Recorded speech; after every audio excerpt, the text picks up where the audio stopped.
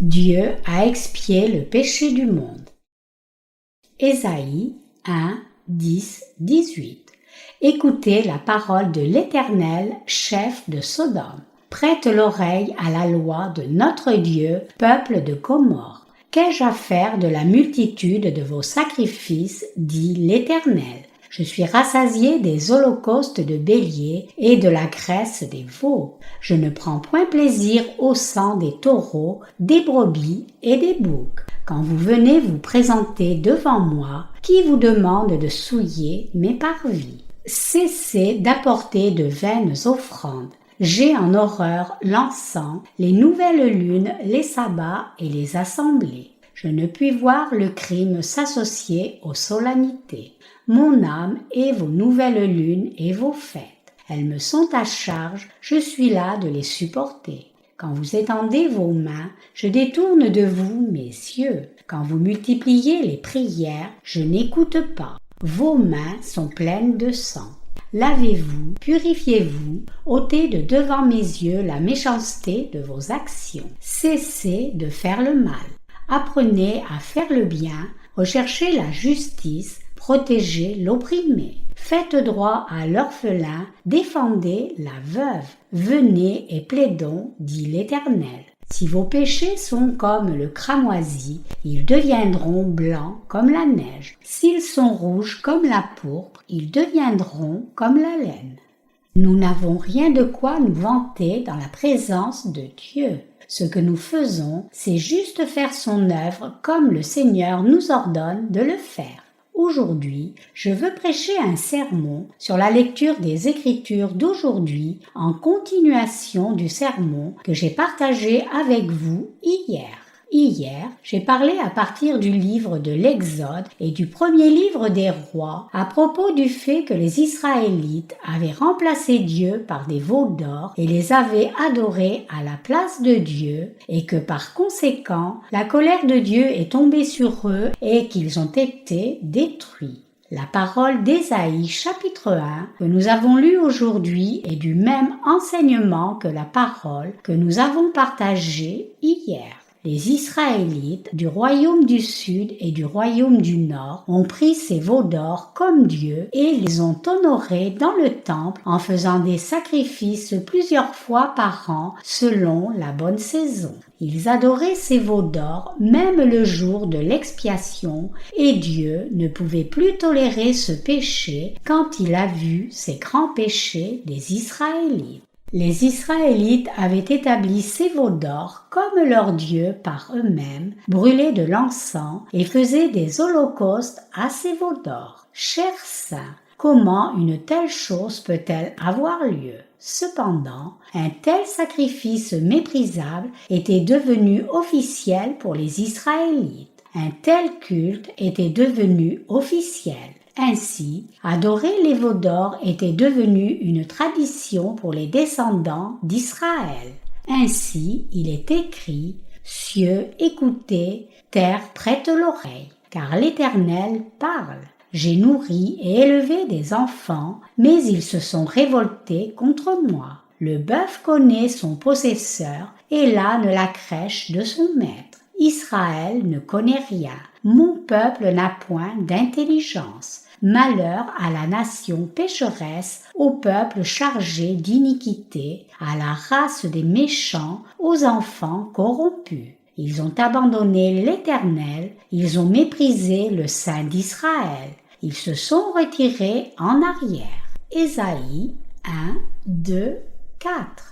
Donc, Ésaïe le prophète a repris les Israélites sévèrement parce que les Israélites avaient rejeté le Seigneur. Cela signifie qu'ils ont fait Dieu menteur. Les Israélites étaient le peuple qui avait remplacé Dieu par des veaux d'or. À l'époque, les Israélites adoraient Dieu avec les sacrificateurs qu'ils avaient établis tout en adorant aussi les veaux d'or. Donc, Dieu a dit « Qu'ai-je à faire de la multitude de vos sacrifices ?» dit l'Éternel. Je suis rassasié des holocaustes de béliers et de la graisse des veaux. Je ne prends point plaisir au sang des taureaux, des brebis et des boucs. Ésaïe 1, 11.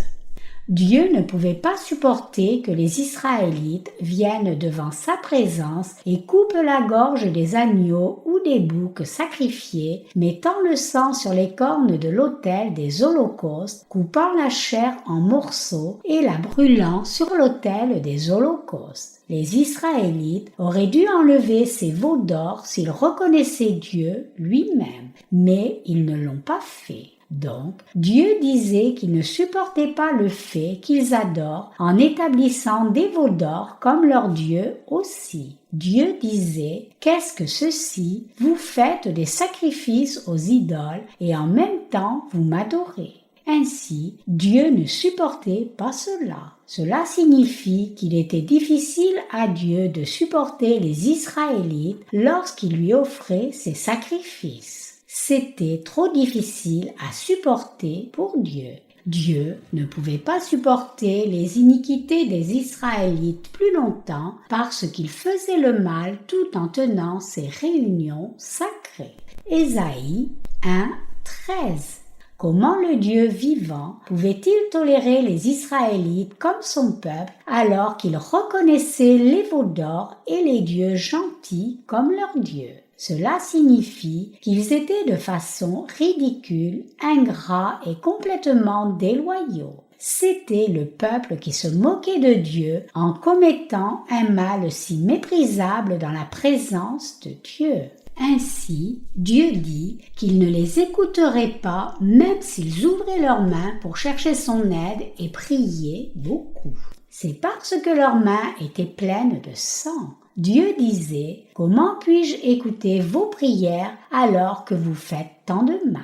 Ainsi, le Seigneur a exhorté les Israélites « Lavez-vous, purifiez-vous, ôtez de devant mes yeux la méchanceté de vos actions. Cessez de faire le mal. Apprenez à faire le bien, recherchez la justice, protégez l'opprimé. Faites droit à l'orphelin, défendez la veuve. » Ésaïe 1, 16, 17. Cependant, Dieu voulait expier leurs péchés. Chers croyants, lisons la parole d'Ésaïe 1, 18 ensemble. Il est écrit « Venez et plaidons, dit l'Éternel.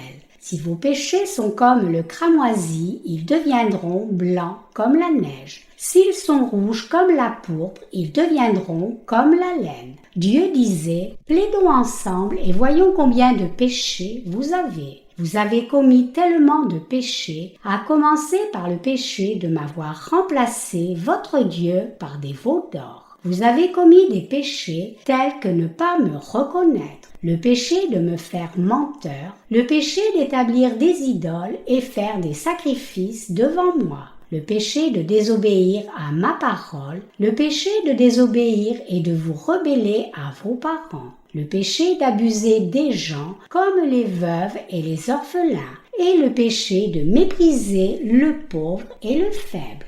Donc Dieu dit « Venez et plaidons ». Venez, plaidons, et voyons quel nombre de péchés vous avez et aussi combien vous en avez commis contre moi. Et je veux aussi que vous sachiez combien je vous aime et qui est réellement votre Dieu. Je veux être votre Dieu pour faire de vos péchés qui sont rouges comme l'écarlate, qu'ils soient blancs comme la laine et que vos péchés qui sont comme le cramoisi soient comme la neige. Donc, amenez vos péchés devant moi et plaidons ensemble et soyez en paix avec moi. Maintenant, ne commettez plus le mal devant moi et ayons une relation correcte. Déposez tous vos péchés dans ma présence et reconnaissez ces péchés. Déposez tous vos péchés devant moi et résolvez-les. À commencer par le péché d'adoration des idoles, le péché de m'avoir remplacé, votre Dieu, par des veaux d'or. Le péché de m'ignorer encore plus que les gentils, le péché de se moquer de moi, le péché de me faire menteur, le péché de changer les sacrificateurs selon votre envie, le péché que vous avez commis contre votre peuple et les faibles et les démunis, et le péché d'avoir menti et volé toutes sortes de choses. je ne peux plus supporter cela parce que je veux tellement vous donner la rémission de tous ces péchés. Je veux expier tous vos péchés et vous rendre tout neuf. Je veux vous bénir. Ainsi, soyons maintenant réconciliés ensemble. Le Seigneur dit cela aux Israélites. Mais Dieu nous dit aussi cela à nous tous qui commettons des péchés alors que nous vivons en cette époque. Le Seigneur nous dit cela. Maintenant même, les chrétiens ont remplacé Dieu par des veaux d'or selon leurs désirs de la chair et leur font des cultes. Cela signifie que les gens font un culte à Dieu pour leurs objectifs charnels. Non seulement cela, ils violent chaque jour la loi et les commandements que Dieu a établis. Ainsi, le Seigneur veut expier tous les péchés qu'ils commettent. Notre Seigneur est vraiment venu dans ce monde et a expié tous nos péchés une fois pour toutes, blancs comme neige, en recevant le baptême sur son corps personnellement, versant son sang à la croix et ressuscitant d'entre les morts. Dieu a expié tous nos péchés une fois pour toutes. Dieu le Père a effectivement envoyé son Fils dans ce monde, lui a fait recevoir le baptême de Jean-Baptiste et lui a fait verser le sang à la croix et a ainsi expié tous nos péchés. Cela signifie que le Seigneur a réellement pris tous nos péchés sur lui en recevant le baptême une fois et a reçu le jugement en étant crucifié à mort à la croix pour ses péchés, y compris tous les péchés que nous commettons à cause de nos faiblesses, le péché des veaux d'or dans la présence de Dieu et l'adoration des idoles, le péché de vol, le péché de blasphème du nom de Dieu en vain, le péché que nous commettons par faiblesse dans les relations humaines, le péché que nous commettons contre nos parents, le péché que nous commettons les uns contre les autres et entre amis, et tel péché qui viennent dans nos cœurs et font du tort à d'autres gens à cause de la haine. Et cela signifie que le Seigneur nous a sauvés, nous qui croyons en lui en étant ressuscités des morts. Donc, rien ne peut nous interdire, à nous croyant en cette vérité, d'aller dans la présence de Dieu. C'est parce que notre Dieu, le Père, a envoyé son Fils unique dans ce monde et a expié tous nos péchés par l'évangile de l'eau et de l'esprit. C'est parce que le Seigneur, qui est Dieu, savait combien vous et moi étions démunis et a expié tous nos péchés. Donc, il n'y a pas de raison pour que vous et moi ne puissions pas aller dans la présence du Seigneur, indépendamment de nos manquements. Cela signifie que chacun peut aller dans la présence du Seigneur en croyant en la promesse de la parole du Seigneur qui a dit « Venez et plaidons, dit l'Éternel. Si vos péchés sont comme le cramoisi, ils deviendront blancs comme la neige. S'ils sont rouges comme la pourpre, ils deviendront comme la laine. » Chers croyants, nous devons confesser ceci quand nous allons dans la présence de Dieu. Dieu, je suis celui qui ai commis tel péché. Cependant, le Seigneur m'a purifié blanc comme neige de tous mes péchés. Nous devons aller dans la présence de Dieu en recevant la rémission des péchés, en connaissant et en croyant au fait que le Seigneur a expié tous nos péchés qui sont rouges comme l'écarlate. Il n'y a personne dans ce monde qui soit parfait parce que chacun a des manquements. Non seulement les Israélites, mais tous les gens de ce monde sont comme cela. Si les Israélites étaient comme cela, alors les gens qui vivent en ce temps du Nouveau Testament sont aussi comme cela. C'est parce que la parole de l'Ancien Testament a été écrite pour nous donner la compréhension à vous et moi qui vivons en ce temps du Nouveau Testament. Donc, quand nous allons dans la présence de Dieu, quand nous croyons en Jésus-Christ, le Fils de Dieu, comme notre Sauveur, et quand nous voulons recevoir de Dieu la rémission de nos péchés, nous devons apprendre comment Jésus-Christ a expié tous nos péchés, puis aller dans la présence de Dieu en croyant en ce fait. Nous pouvons atteindre cette bénédiction de Dieu en apprenant et en croyant en l'évangile de l'eau et de l'esprit. Quand notre foi est comme cela, le cœur de Dieu est rafraîchi et notre cœur aussi. C'est la raison pour laquelle Dieu donne cette parole à l'humanité entière. Donc, chacun doit savoir comment Jésus-Christ, le Fils unique de Dieu le Père, est devenu notre Sauveur. Nous devons apprendre et connaître ce salut parfait en croyant en la justice de Dieu. Nous devons manger la chair de Jésus et boire son sang afin de recevoir la rémission des péchés et être ramenés à la vie.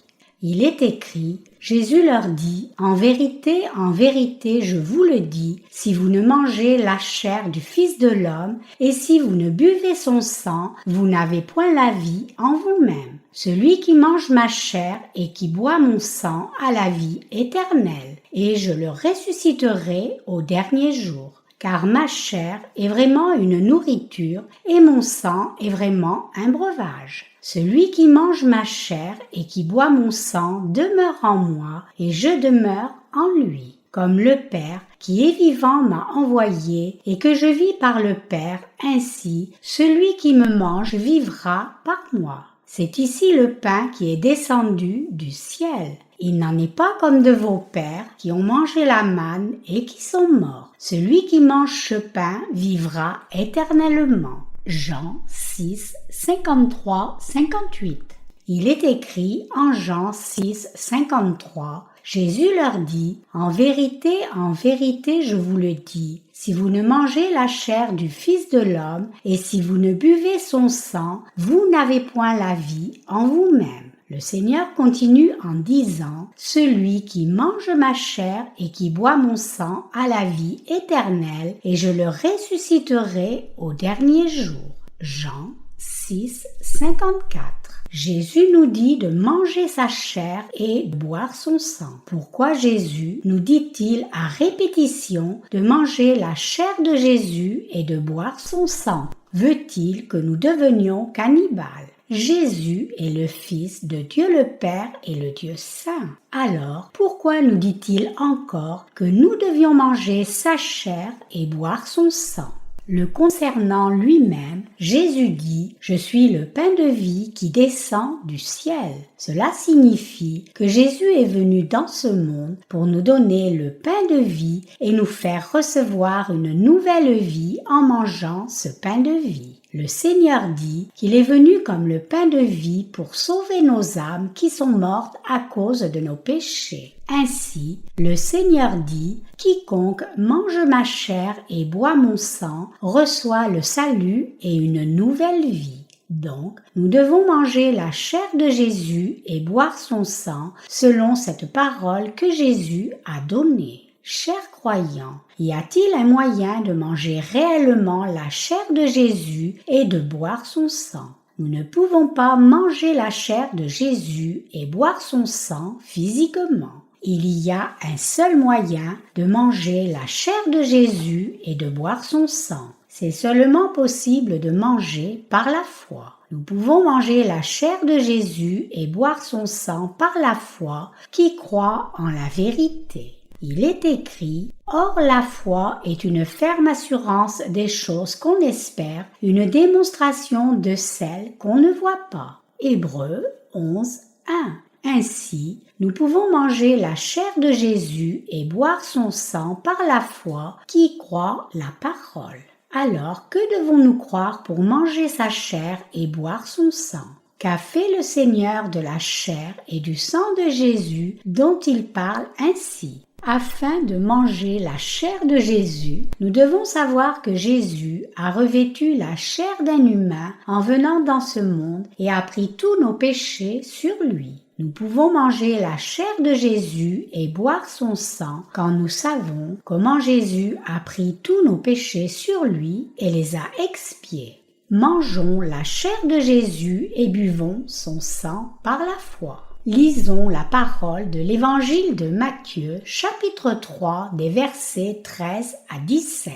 Alors Jésus vint de la Galilée au Jourdain vers Jean pour être baptisé par lui. Mais Jean s'y opposait en disant « C'est moi qui ai besoin d'être baptisé par toi et tu viens à moi. » Jésus lui répondit, « Laisse faire maintenant, car il est convenable que nous accomplissions ainsi tout ce qui est juste. » Et Jean ne lui résista plus. Dès que Jésus eut été baptisé, il sortit de l'eau. Et voici, les cieux s'ouvrirent, et il vit l'Esprit de Dieu descendre comme une colombe et venir sur lui. Et voici, une voix fit entendre des cieux ces paroles. Celui-ci est mon Fils bien-aimé, en qui j'ai mis toute mon affection. Matthieu 3, 13, 17.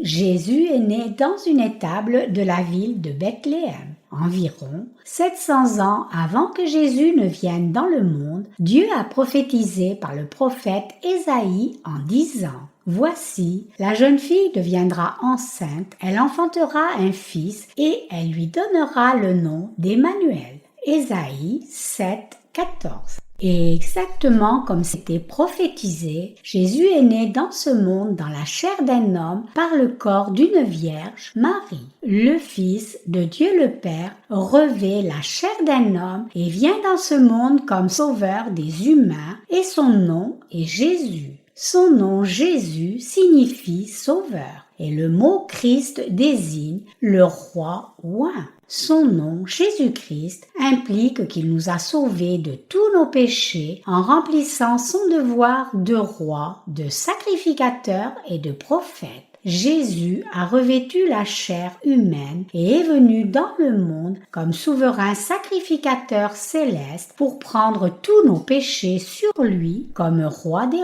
rois. De plus, il est venu dans ce monde comme prophète pour nous enseigner qu'il est devenu notre vrai sauveur. Jésus est venu dans ce monde comme cela, et quand il a eu 30 ans, Jésus est apparu devant Jean-Baptiste qui baptisait les gens au Jourdain.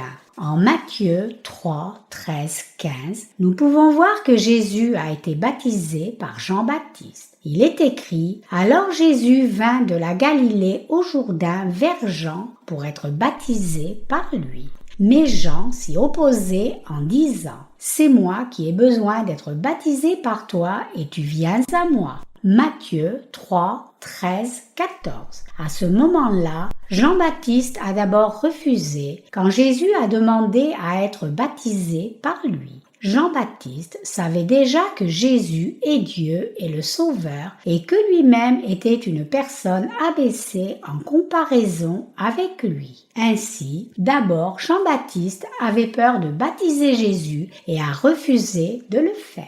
Alors Jésus a répondu et lui a dit en Matthieu 3,15 « Laisse faire maintenant, car il est convenable que nous accomplissions ainsi tout ce qui est juste. » Et Jean ne lui résista plus. Laisse faire maintenant, c'est une parole gentille et simple, mais c'était un commandement solennel de Dieu. Jésus dit à Jean-Baptiste car il est convenable que nous accomplissions ainsi tout ce qui est juste. Jésus dit que cela devait se faire pour accomplir toute la justice de Dieu. Et il parlait de la raison pour laquelle le Seigneur avait dû venir dans ce monde et être baptisé par Jean-Baptiste. Cela signifie que Jésus a été baptisé par Jean-Baptiste afin d'accomplir toute la justice de Dieu.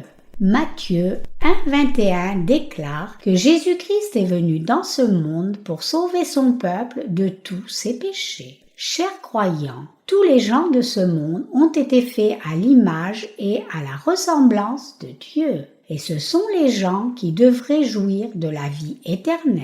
L'humanité est tombée dans le péché et la mort momentanément en étant piégée et confuse par Satan. Mais en réalité, même cela a été permis par la providence de Dieu. La volonté de Dieu le Père envers nous est de nous faire jouir de la vie éternelle comme enfants de Dieu le Père. Jésus-Christ, le Fils de Dieu le Père, est venu dans ce monde selon cette volonté de Dieu le Père afin d'accomplir ce plan. Donc, nous recevons la rémission des péchés si nous connaissons l'œuvre juste que Jésus-Christ a accomplie. Ici, tout ce qui est juste en Matthieu 3,15 désigne toutes les œuvres justes. Alors, qu'est-ce que l'œuvre juste? Cela désigne le baptême que Jésus a reçu de Jean-Baptiste afin de prendre les péchés du monde sur lui. Dans nos expressions communes quotidiennes, nous parlons de recevoir le baptême d'eau, le baptême d'argent et même le baptême de feu. Le baptême signifie que quelque chose est versé sur le corps de quelqu'un. Il y a longtemps, nous n'avions pas les systèmes de canalisation actuels. Nous avions l'habitude de prendre de l'eau dans un grand conteneur de plastique et après l'avoir utilisé pour la vaisselle, nous jetions cette eau sale sur la route. Parfois, les gens qui allaient à l'école ou au travail étaient éclaboussés par cette eau sale. C'est exactement ce que signifie recevoir le baptême d'eau sale.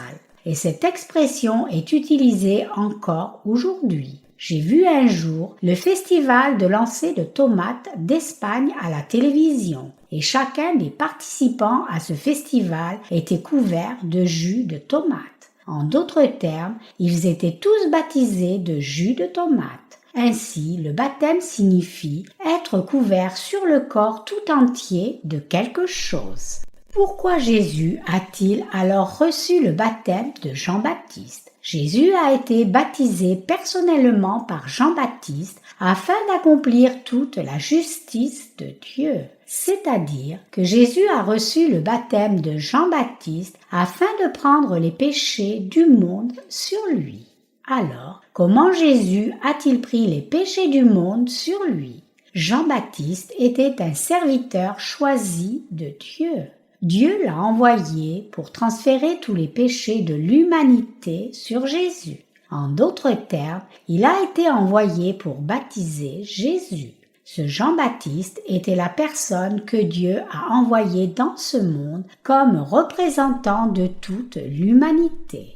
En bref, il était le représentant de l'humanité envoyé pour expier tous les péchés du monde sur Jésus en le baptisant.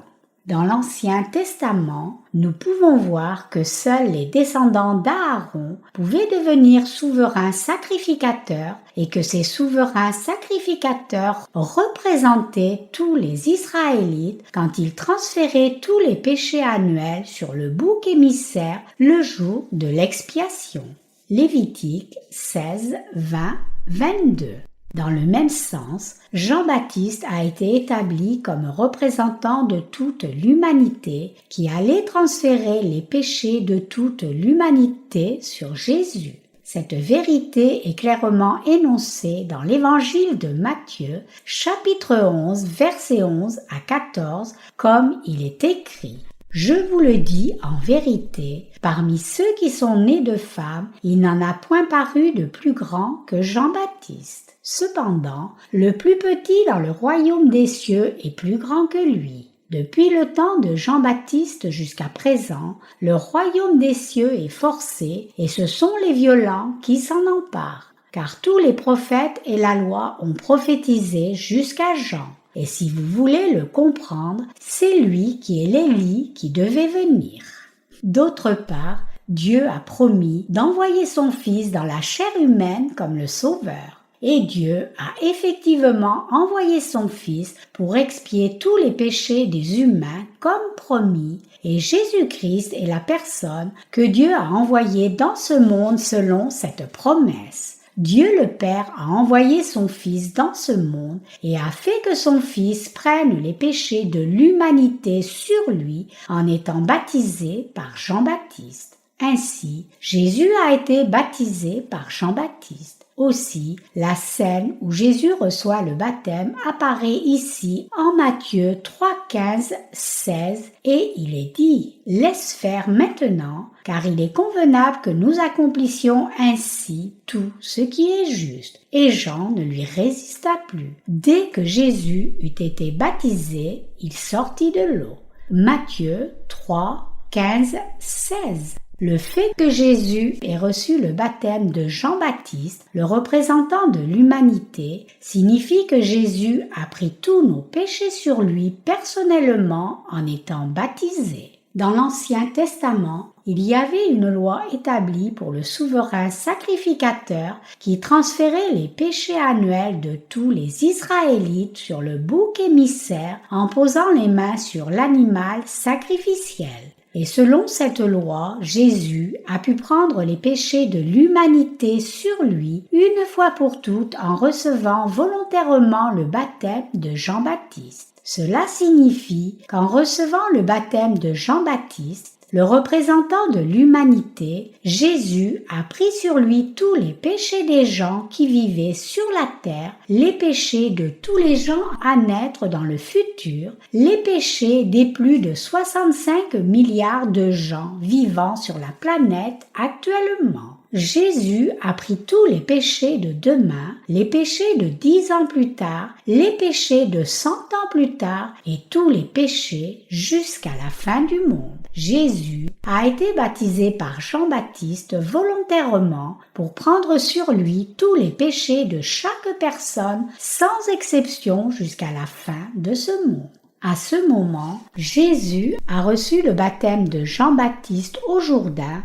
pour prendre tous nos péchés sur lui une fois pour toutes. Ainsi, quand Jésus a reçu le baptême en entrant dans l'eau, puis est ressorti immédiatement de l'eau, la Bible dit ce qui suit. Et voici, les cieux s'ouvrirent et il vit l'Esprit de Dieu descendre comme une colombe et venir sur lui. Et voici, une voix fit entendre des cieux ces paroles. Celui-ci est mon Fils bien-aimé, en qui j'ai mis toute mon affection. Matthieu 3, 16, 17.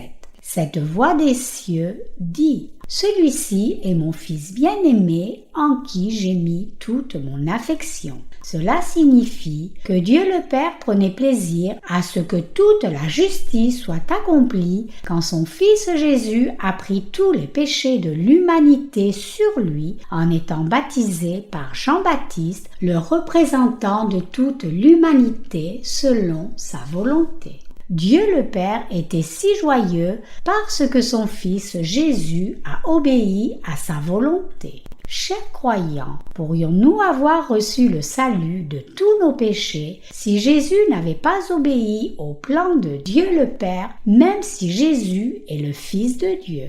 Dieu le Père a ordonné à son Fils de prendre les péchés de ce monde sur lui en recevant le baptême. Mais nos péchés n'auraient pas été expiés si Jésus n'avait pas obéi à la volonté du Père. Alors, Dieu le Père aurait été à bout. Cependant, Dieu le Père a pris plaisir en ce que son Fils Jésus-Christ soit venu dans ce monde et ait reçu le baptême pour prendre sur lui les péchés de l'humanité et ait obéi à la parole de Dieu le Père. Donc, la voix du ciel a dit « Celui-ci est mon Fils bien-aimé en qui j'ai mis toute mon affection ». En d'autres termes, cela signifie que Jésus, qui a reçu le baptême de Jean-Baptiste, est le Fils même de Dieu, alors que nous humains commettons seulement des péchés durant toute notre vie. Jésus, qui est Dieu et le Fils de Dieu le Père, a pris tous les péchés sur lui une fois pour toutes en recevant le baptême. Appliquons cette vérité à une personne par exemple.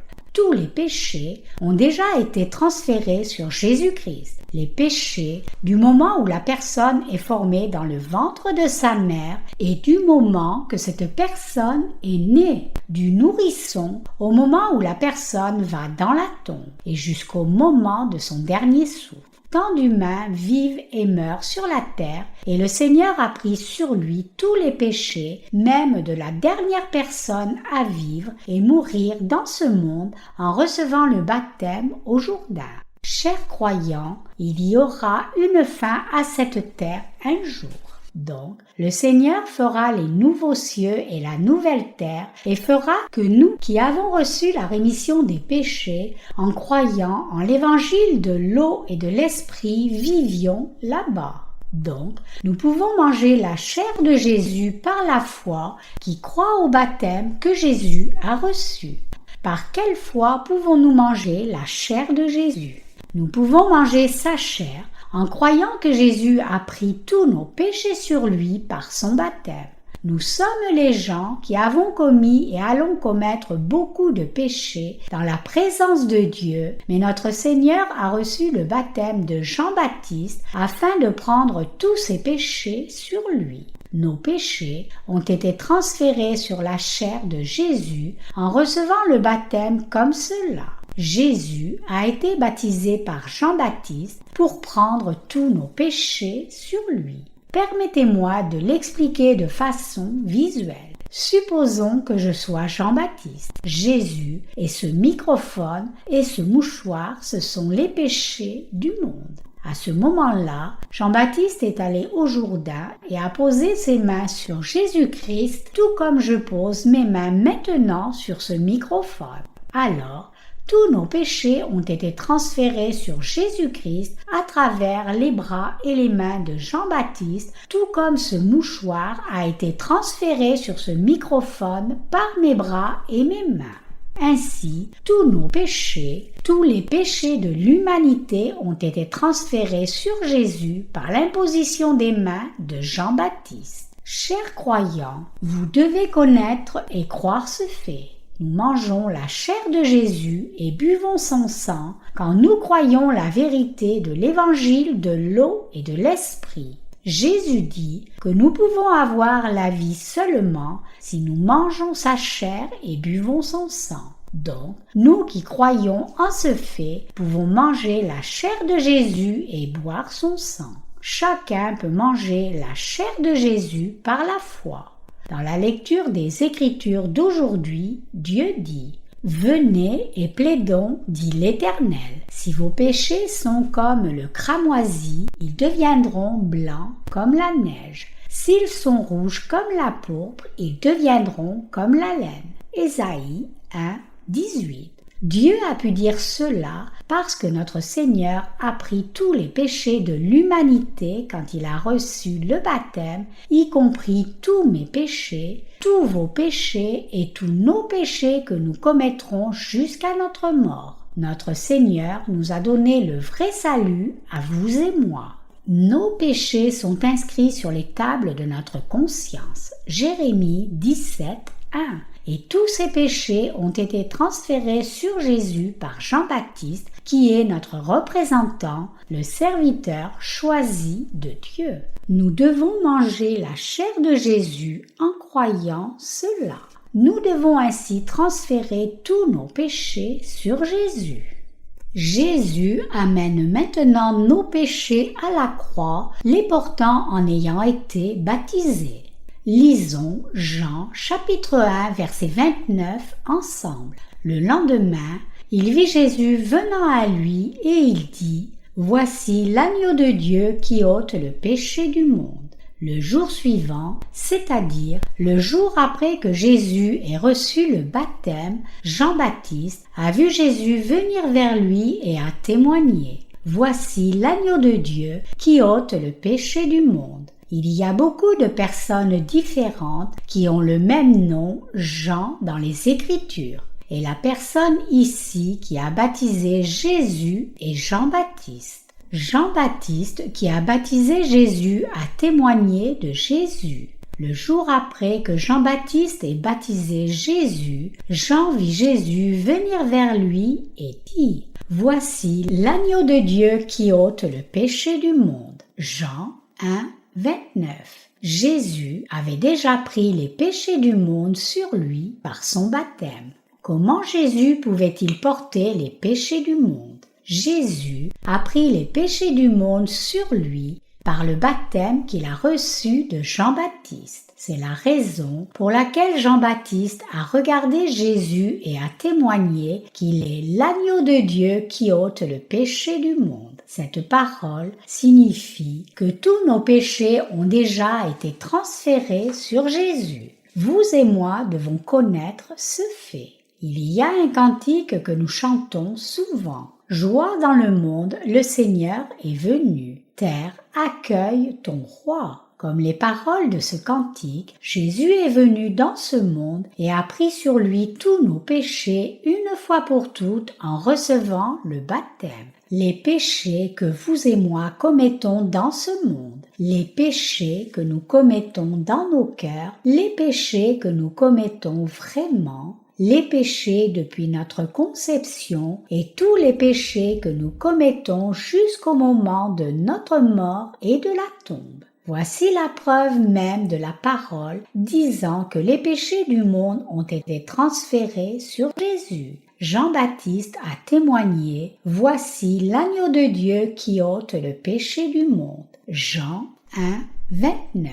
Ici, le péché du monde désigne tous les péchés du moment où Dieu a créé l'humanité et tous les péchés que l'humanité a commis jusqu'à la fin de ce monde. Ainsi, quand nous déclarons que les péchés du monde ont été transférés sur Jésus, au moment où Jésus a reçu le baptême de Jean-Baptiste, c'est exactement ce que cela signifie, que tous les péchés de l'humanité ont été transférés sur Jésus et que toute la justice a été accomplie. Il est écrit « Laisse faire maintenant, car il est convenable que nous accomplissions ainsi tout ce qui est juste. » Et Jean ne lui résista plus. Matthieu 3, 15.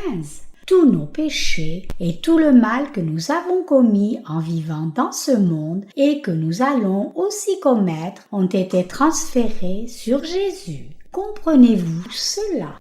Chers croyants, nous commettrons encore des péchés demain, n'est-ce pas? Commettrons-nous ou pas des péchés demain? Nous commettrons effectivement des péchés demain.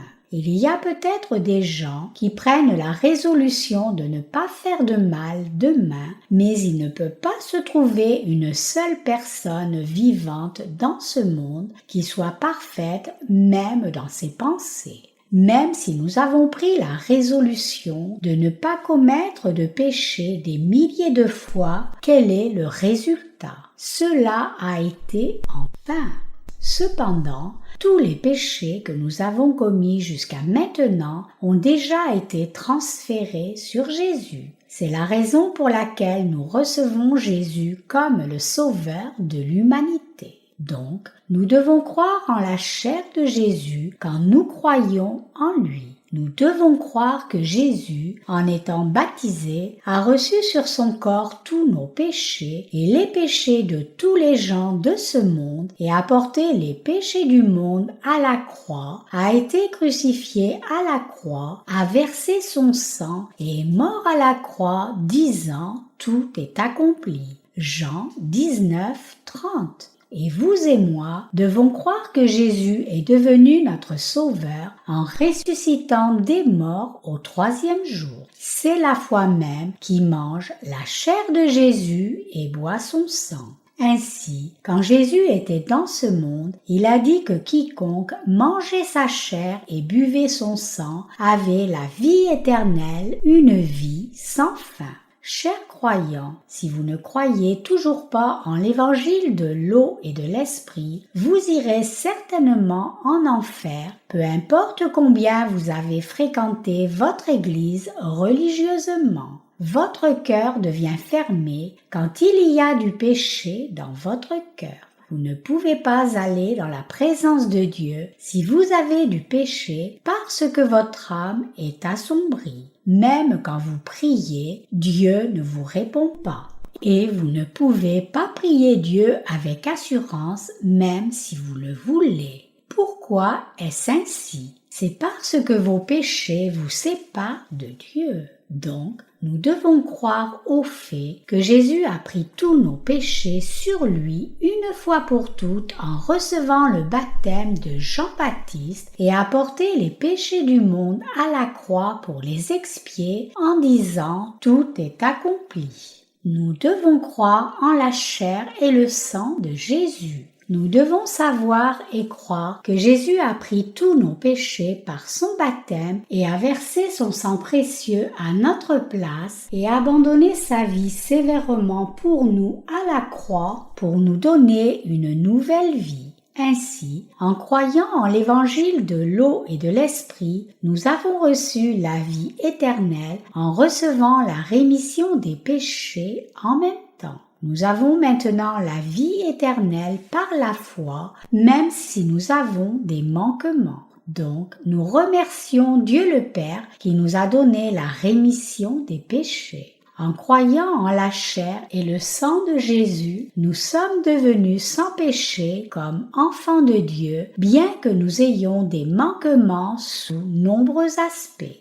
Nous avons suivi le Dieu saint par la foi qui croit en l'évangile de l'eau et de l'esprit. Nous avons suivi Dieu en croyant au Seigneur qui nous a sauvés par sa chair et son sang. Et donc, nous pouvons vivre encore plus reconnaissants. C'est la raison pour laquelle Dieu nous a dit « Venez et plaidons, dit l'Éternel. Si vos péchés sont comme le cramoisi, ils deviendront blancs comme la neige. S'ils sont rouges comme la pourpre, ils deviendront comme la laine. » Ésaïe 1, 18. Le Seigneur dit ici, s'ils sont rouges comme la pourpre, ils deviendront comme la laine. Et cela signifie que notre Seigneur a expié tous nos péchés par sa chair et son sang.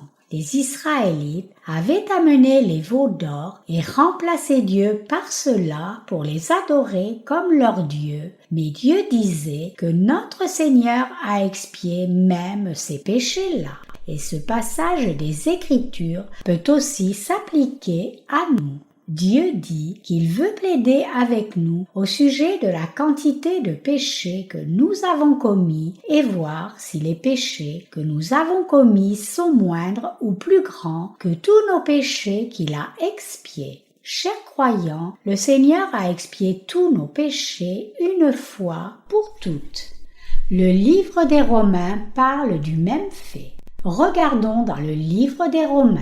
Romains chapitre 5, verset 12-17 déclare « C'est pourquoi, comme par un seul homme, le péché est entré dans le monde, et par le péché, la mort, et qu'ainsi la mort s'est étendue sur tous les hommes, parce que tous ont péché. Car jusqu'à la loi, le péché était dans le monde. Or, le péché n'est pas imputé quand il n'y a point de loi. Cependant, la mort a régné depuis Adam jusqu'à Moïse, même sur ceux qui n'avaient pas péché par une transgression semblable à celle d'Adam, lequel est la figure de celui qui devait venir. Mais il n'en est pas du don gratuit comme de l'offense, car si par l'offense d'un seul, il en est beaucoup qui sont morts, à plus forte raison la grâce de Dieu et le don de la grâce venant d'un seul homme, Jésus-Christ, ont-ils été abondamment répandus sur beaucoup.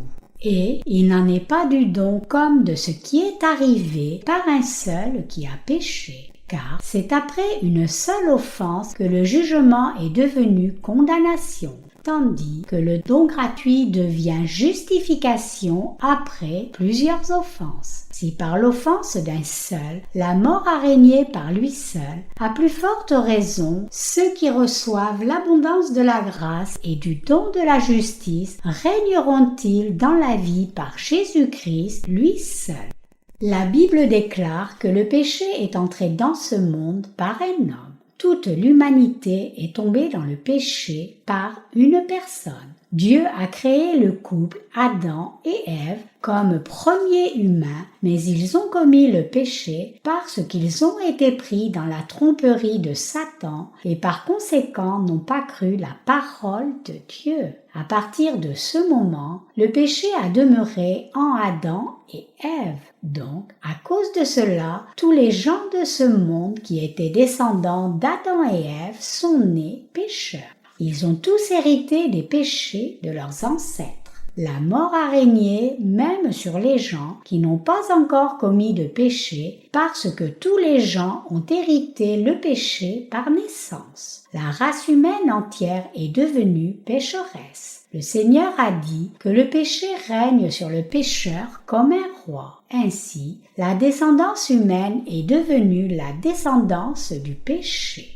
Illustrons cela en comparant la nature humaine à une semence de plante. Si nous plantons un chrysanthème dans la terre, alors c'est du chrysanthème qui pousse. Et si nous plantons une rose, alors une rose pousse. tout comme une plante pousse et éclot et que des fleurs se développent et portent leurs fruits distinctifs, le premier homme, Adam, est devenu pécheur et tout le monde parmi ses descendants est devenu quelqu'un qui a du péché par naissance. Donc, cette semence pécheresse continue de se répandre et toute personne née dans ce monde devient un pécheur même s'il n'a commis aucun péché du tout.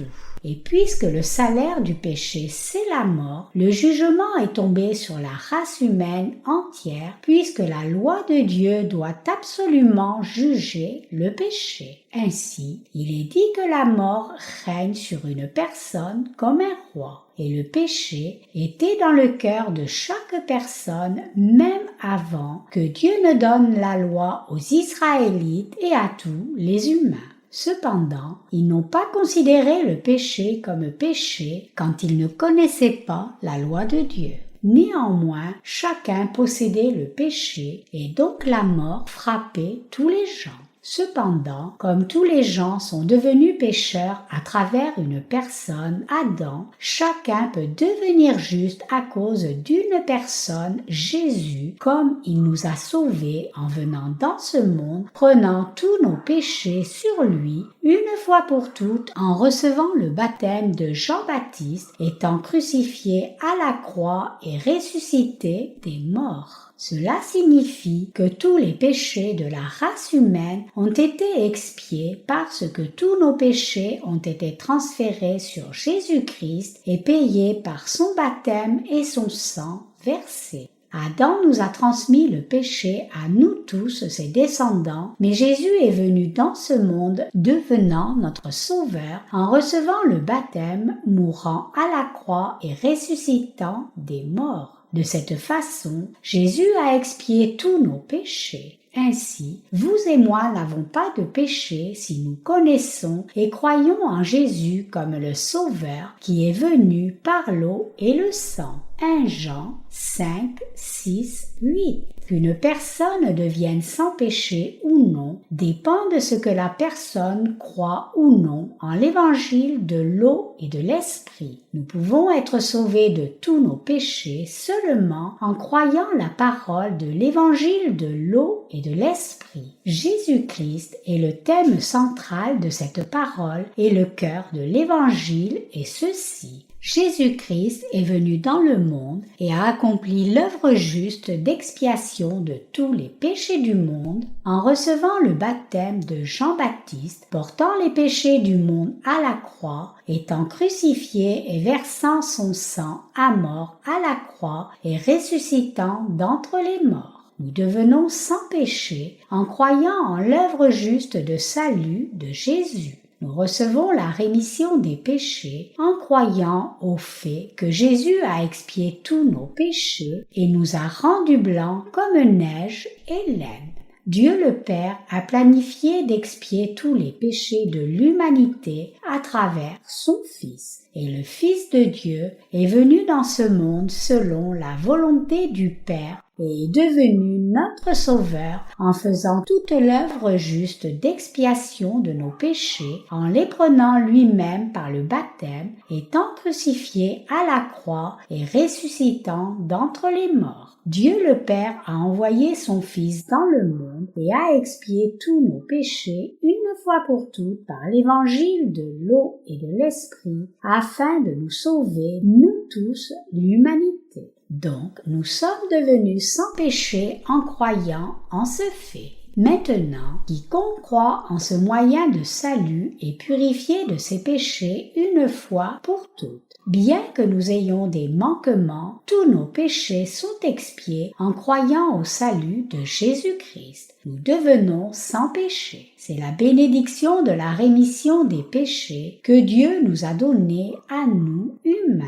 C'est la bénédiction de la nouvelle naissance que Jésus nous donne à vous et moi. Nous recevons la rémission des péchés juste en croyant en cette vérité dans nos cœurs, même si nous ne donnons pas d'argent pour cela. Nous devons accepter cette vérité du salut avec gratitude par la foi comme ceci. Dieu le Père, je n'ai rien fait de bon devant toi, mais je crois que tu as envoyé ton Fils dans ce monde pour expier tous mes péchés parce que tu m'aimes. Et tu as transféré tous mes péchés sur ton Fils. Tu as jugé ton Fils sévèrement en le faisant crucifier à la croix et mourir à la croix. Et tu nous as sauvés, nous qui croyons que tu as ressuscité ton Fils de tout péché et de la destruction. Je suis vraiment reconnaissant. J'ai des manquements, mais je crois en toi, mon Dieu, avec reconnaissance. J'accepte l'évangile de l'eau et de l'esprit dans mon cœur. Je ne peux rien faire devant toi, mon Dieu. La seule chose que je puisse faire, c'est avoir la foi qui accepte l'amour et la justice de Dieu de tout cœur. J'accepte ton amour, mon Dieu. Merci, Dieu. Chers croyants, nous acceptons le don de salut que Dieu nous a donné en confessant notre foi authentique comme cela. Accepter l'évangile de l'eau et de l'esprit dans nos cœurs est la foi qui nous permet de recevoir le salut. Ne faites pas honte à celui qui donne gratuitement par ses mains donatrices. Supposons qu'une personne veuille faire un don et que ce don soit quelque chose de très précieux. Cependant, serait-ce correct qu'une personne qui reçoive ce don pense qu'elle devrait payer pour le don puis le recevoir? Cela équivaudrait à manquer de respect à la personne qui fait le don. De même, Dieu a préparé le don pour vous et moi. Dieu dit « J'ai préparé le don du salut pour vous tous. Afin d'expier tous vos péchés, j'ai envoyé mon Fils dans ce monde, transféré tous vos péchés sur mon Fils, jugé mon Fils à votre place, fait mourir mon Fils à votre place et ressuscité mon Fils de la mort pour vous donner la vie éternelle. Mon Fils a pris tous vos péchés sur lui justement et a expié tous ses péchés en recevant le jugement de tous ses péchés. Mon Fils est la garantie que tous vos péchés ont été expiés. À travers mon Fils, je vous fais ce don du salut qui a expié tous vos péchés. Recevez ce don. Quand Dieu nous parle comme cela, nous devons dire « Oui, merci Seigneur ». Je suis très reconnaissant et croire cela en l'acceptant avec reconnaissance et obéissance. Alors Dieu prendra plaisir en nous qui croyons sa parole. Nous avions une relation inconfortable avec Dieu à cause des péchés qui se tenaient entre lui et nous jusqu'alors, mais cette relation inconfortable a été restaurée quand nous avons accepté ce don du salut de Dieu. Nous devons croire en l'évangile de l'eau et de l'esprit afin de démolir cette relation inconfortable entre Dieu et nous. Dieu a fait de nous ses enfants. Les humains meurent après avoir vécu dans ce monde, mais nous devons revenir à la vie même après la mort et nous vivrons avec Dieu éternellement dans son royaume. C'est le but de Dieu en nous sauvant. Le don du salut que Dieu nous a fait est différent du péché que nous avons hérité d'Adam. L'humanité entière a hérité du péché par Adam et l'humanité continue donc de pécher jusqu'au moment de la mort. Mais le Seigneur a expié tous nos péchés une fois pour toutes en étant baptisé et versant son sang. Nous sommes des pécheurs démunis si nous comprenons ce en quoi consiste la loi de Dieu. Si une personne essaie de devenir juste en observant la loi, elle doit demander à répétition le pardon de Dieu si elle commet encore le péché après avoir prié pour le pardon pour le péché qu'elle venait de commettre. Nous commettons des péchés continuellement depuis le moment de notre naissance jusqu'au moment de notre mort et le péché amène continuellement la pression sur nous. Cependant, nous recevons la rémission des péchés une fois pour toutes si nous acceptons dans nos cœurs le don du salut disant que Dieu le Père a expié tous nos péchés à travers Jésus, son Fils. Nous humains commettons continuellement des péchés jusqu'à notre mort, mais le Seigneur a expié tous nos péchés une fois pour toutes par l'évangile de l'eau et de l'esprit. Donc, si nous acceptons dans nos cœurs ce don de salut que Dieu le Père nous a fait à travers son Fils, le salut éternel est accompli une fois pour toutes et l'effet de ce salut dure éternellement. Le salut que le Seigneur nous a donné une fois pour toutes est efficace éternellement. Nos péchés font pression continuellement, mais Dieu fait que la bénédiction de ce salut qu'il nous a donné nous soutient, nous croyant éternellement. Ainsi, il y a une grande différence. Ne souffriez-vous pas continuellement quand vous étiez un pécheur? Souffriez-vous ou non continuellement? Vous souffriez effectivement continuellement. Alors, qu'arrive-t-il quand vous acceptez l'évangile de l'eau et de l'esprit dans votre cœur? Vous jouissez alors de la joie du salut continuellement. Le fait que le Seigneur ait expié les péchés du monde est la nouvelle la plus grande et joyeuse dans ce monde. Le fait que Jésus ait accompli toute justice en étant baptisé par Jean-Baptiste n'est pas une question de choix à croire ou ne pas croire. Plutôt, l'évangile de l'eau et de l'esprit est la vérité que l'on doit absolument croire. Le Seigneur s'est désigné lui-même et a dit « Je suis le chemin, la vérité et la vie. Nul ne vient au Père que par moi. » Jean 14, 6. Nous pouvons recevoir la rémission des péchés seulement par la foi qui croit en la justice de Jésus et aller au royaume de Dieu par cette foi. L'évangile de l'eau et de l'esprit est la vérité du salut pour toute l'humanité. Jésus est venu dans ce monde et nous a sauvés en recevant le baptême de Jean-Baptiste, étant crucifié à la croix et ressuscitant des morts. L'évangile de l'eau et de l'esprit est la vérité éternelle du salut. C'est la vérité qui ne change pas pour l'éternité. Les Écritures déclarent qu'une personne qui a reçu le salut par la foi est une personne qui a reçu une nouvelle vie. Jésus est venu dans ce monde et est devenu notre Sauveur en recevant le baptême de Jean-Baptiste, étant crucifié à la croix et ressuscitant des morts. Maintenant, quiconque reconnaît l'évangile de l'eau et de l'esprit et accepte ce salut dans son cœur reçoit le salut de tous ses péchés. Vous recevez aussi et jouissez de la rémission des péchés et de la vie éternelle si vous croyez au fait que tous vos péchés ont été transférés sur Jésus et que Jésus a pris tous vos péchés par son baptême et le jugement de la croix à votre place. Maintenant, quiconque a reçu la vraie rémission des péchés par la justice de Jésus ne mourra jamais éternellement. Comme il est écrit, celui qui mange ce pain vivra éternellement. Jean 6, 58. Jésus dit aussi, quiconque mange ma chair et boit mon sang a la vie éternelle et je le ressusciterai au dernier jour. Jean 6, 54. Notre corps et notre âme meurent une fois, mais revivront par la suite.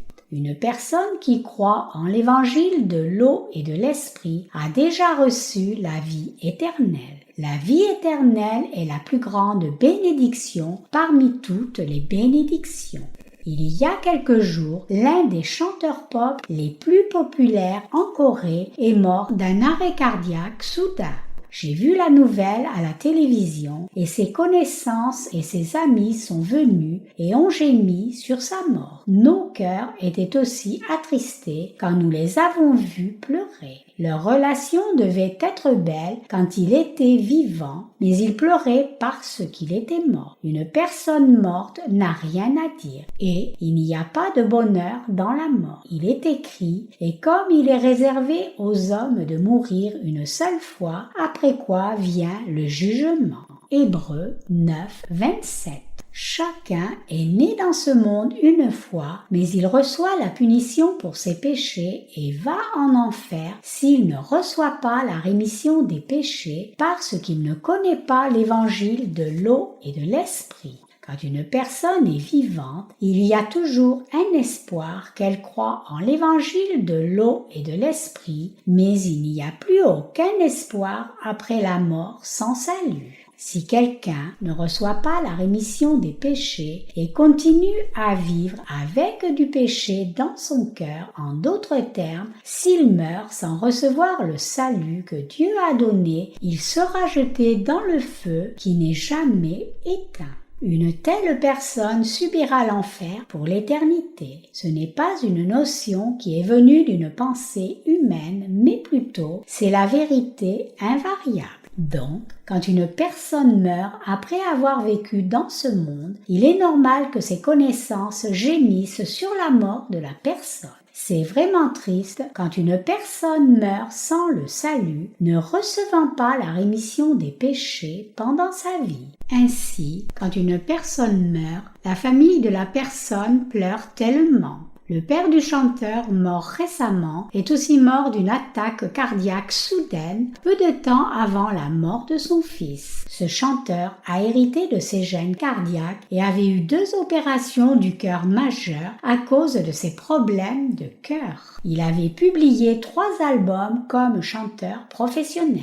Pour un chanteur professionnel, il avait raisonnablement du succès. Ses chansons étaient dans les hits, mais il est mort maintenant. Ainsi, il n'y a pas d'espoir pour une personne morte. Regardez, c'est beau d'être vivant. Être vivant est une bonne chose. Une personne vivante peut sourire et savoir ce que c'est que ressentir la joie, la colère, la tristesse et le bonheur. Être vivant est réellement une bonne chose, mais mourir est très triste. C'est triste de mourir. Il y a un dicton qui dit « Les morts ne racontent pas d'histoire » et il n'y a réellement rien que quelqu'un puisse dire pour l'éternité après sa mort. Après la mort d'une personne, le corps sent mauvais après peu de temps seulement et doit être enterré sous terre sans délai. Une personne vivante ne peut pas rencontrer une personne morte même si cette personne le voulait et personne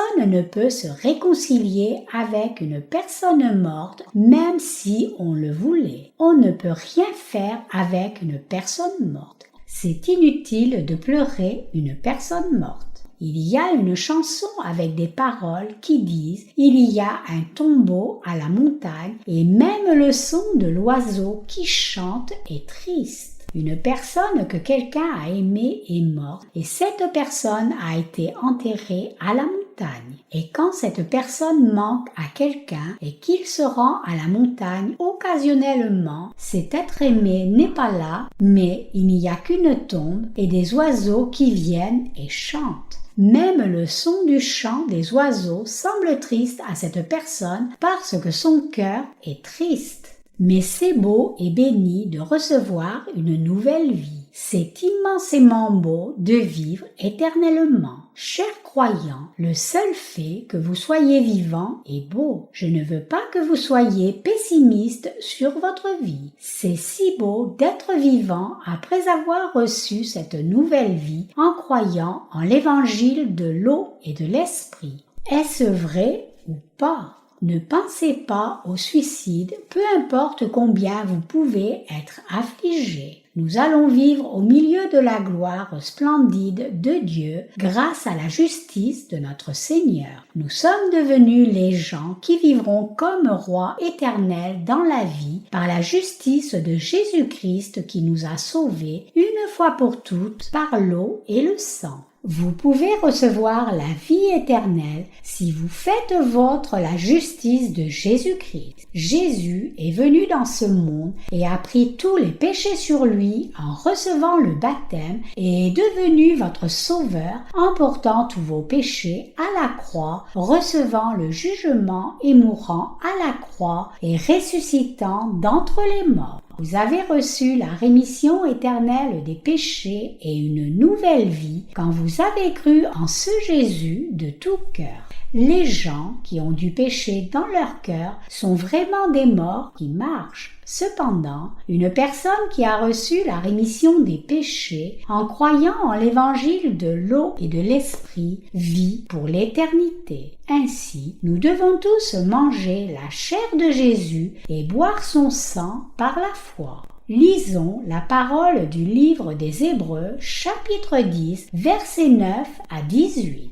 Il dit ensuite « Voici, je viens pour faire ta volonté ». Il abolit ainsi la première chose pour établir la seconde. C'est en vertu de cette volonté que nous sommes sanctifiés par l'offrande du corps de Jésus-Christ une fois pour toutes. Étant dit que tout sacrificateur fait chaque jour le service et offre souvent les mêmes sacrifices qui ne peuvent jamais ôter les péchés, lui, après avoir offert un seul sacrifice pour les péchés, s'est assis pour toujours à la droite de Dieu, attendant désormais que ses ennemis soient devenus son marchepied. Car, par une seule offrande, il a amené à la perfection pour toujours ceux qui sont sanctifiés. C'est ce que le Saint-Esprit nous atteste aussi. Car, après avoir dit « Voici l'alliance que je ferai avec eux, après ces jours-là, dit le Seigneur, je mettrai mes lois dans leur cœur et je les écrirai dans leur esprit, il ajoute, et je ne me souviendrai plus de leurs péchés ni de leurs iniquités. » Or, là où il y a le pardon des péchés, il n'y a plus d'offrande pour le péché. Hébreux 10, 9, 18. Il est écrit, c'est en vertu de cette volonté que nous sommes sanctifiés par l'offrande du corps de Jésus-Christ une fois pour toutes. Hébreux 10, 10. Dans ce verset, cette volonté signifie la volonté de Dieu le Père.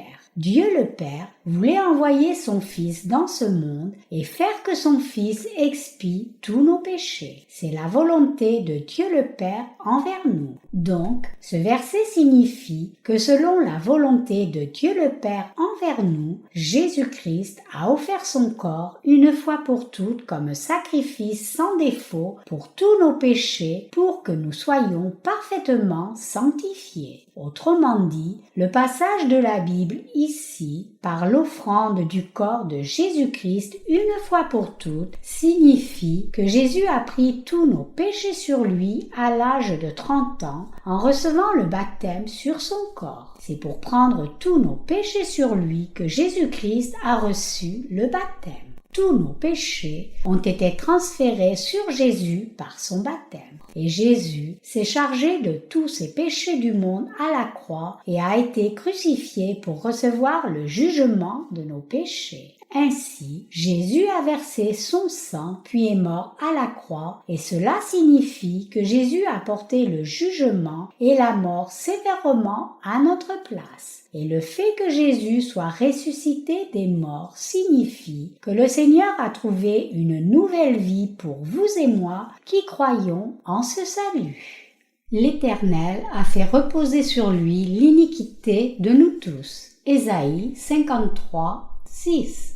Dieu a posé sur Jésus tous nos péchés, l'iniquité de tous les gens. Cela signifie que Dieu le Père a posé sur Jésus tous les péchés de la race humaine entière à travers Jean-Baptiste. Il est écrit, mais il était blessé pour nos péchés, brisé pour nos iniquités. Ésaïe 53, 5. Jésus a été crucifié et a versé son sang à la croix en subissant la douleur des crachats et des coups parce qu'il avait pris tous nos péchés en étant baptisé par Jean-Baptiste. Jésus s'est écrié juste avant son dernier souffle d'une voix forte « Élie, Élie, lama sabachthani », c'est-à-dire « Mon Dieu, pourquoi m'as-tu abandonné ?» Matthieu 27, 46. Cela montre clairement que notre Seigneur a subi la douleur de la punition des péchés de tous les humains. Puisque Jésus a pris tous les péchés de ce monde sur lui par son baptême, Dieu le Père ne pouvait que juger Jésus, même s'il est le Fils unique de Dieu le Père. Ainsi, cela signifie que Dieu le Père ne pouvait que juger son Fils parce qu'il avait pris tous les péchés de l'humanité sur lui, une fois pour toutes en recevant le baptême de Jean-Baptiste. Donc, Dieu le Père a détourné le visage de son Fils et a jugé son Fils quand son Fils a subi tant de douleurs. Pourquoi Dieu le Père a-t-il fait cela? C'est pour sauver tous les êtres humains de leurs péchés, ce qui signifie les adopter comme enfants de Dieu.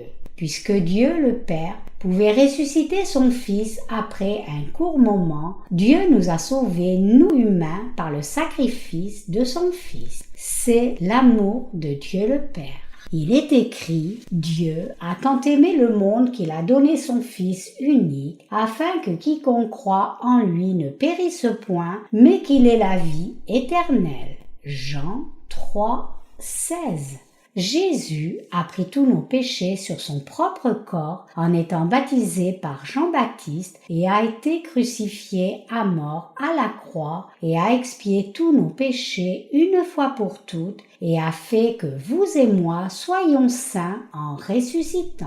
Chers croyants, croyez-vous cette vérité? Il est écrit, et tandis que tout sacrificateur fait chaque jour le service et offre souvent les mêmes sacrifices qui ne peuvent jamais ôter les péchés. Hébreux 10, 11. On ne peut pas être sauvé parfaitement par le sacrifice de l'Ancien Testament. Spirituellement parlant, les péchés ne sont pas expiés quand nous commettons des péchés au quotidien et faisons des prières de repentance au Seigneur en demandant le pardon sur une base quotidienne.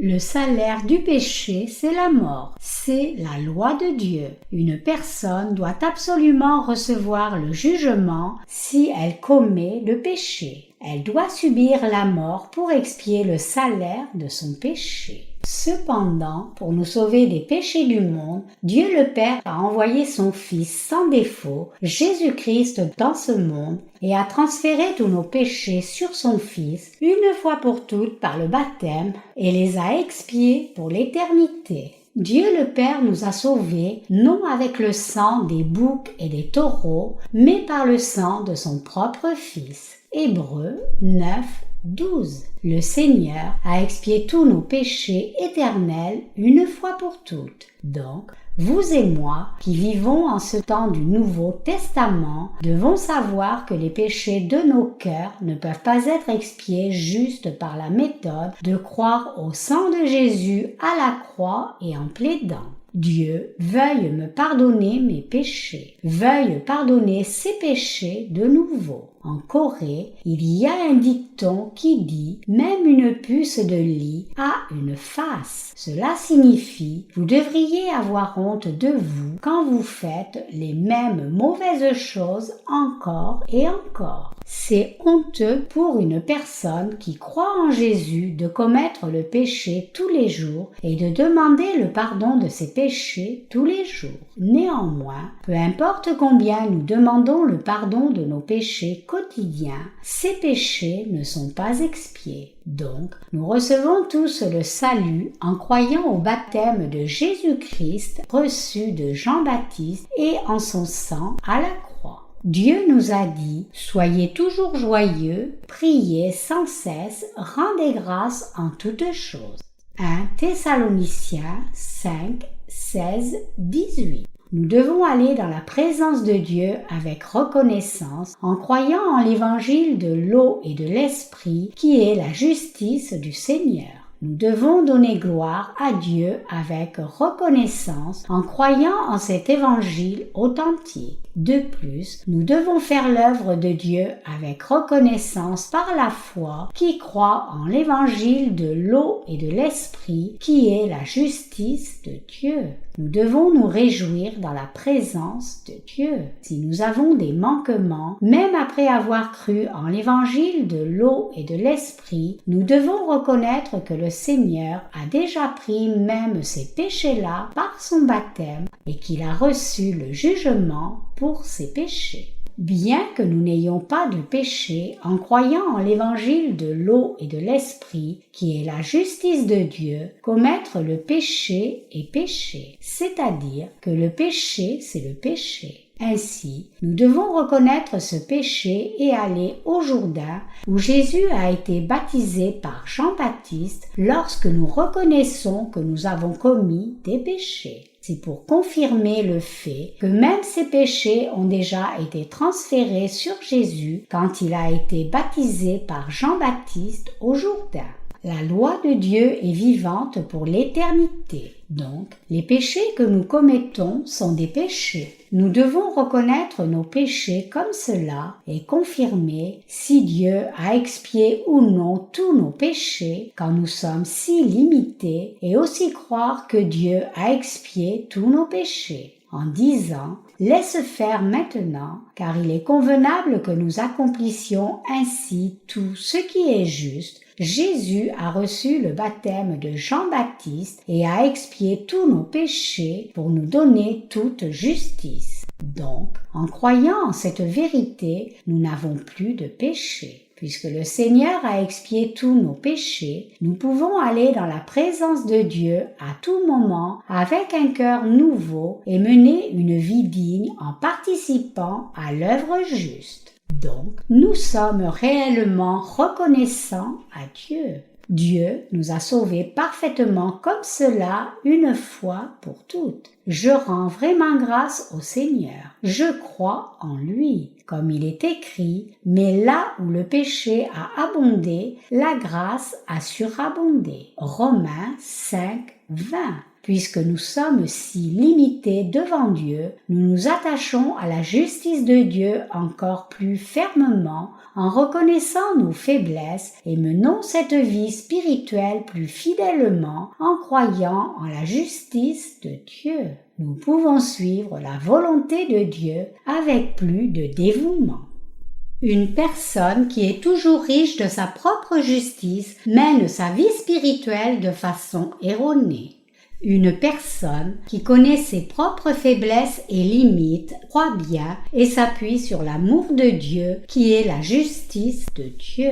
Une telle personne remercie Dieu à cause de ses manquements par la foi, qui sait et croit que Dieu a expié tous ses péchés parfaitement une fois pour toutes. Ainsi, une telle personne mène sa vie spirituelle fidèlement avec reconnaissance dans la présence de Dieu. Si vous vous êtes appuyé sur le sang de la croix seul jusqu'à maintenant, vous devriez vous détourner de cette mauvaise façon de croire. À partir de maintenant, quand vous croyez en Jésus, vous devez croire au baptême de Jésus et au sang de la croix comme votre salut. Jésus a été baptisé pour expier tous nos péchés et il est mort puis ressuscité pour recevoir le jugement de ses péchés et nous donner une nouvelle vie à vous et moi qui croyons en lui. Vous devez croire au baptême que Jésus a reçu de Jean-Baptiste et au sang de la croix comme une unité dans votre cœur. Vous devez croire les deux comme un seul. Vous comprenez ?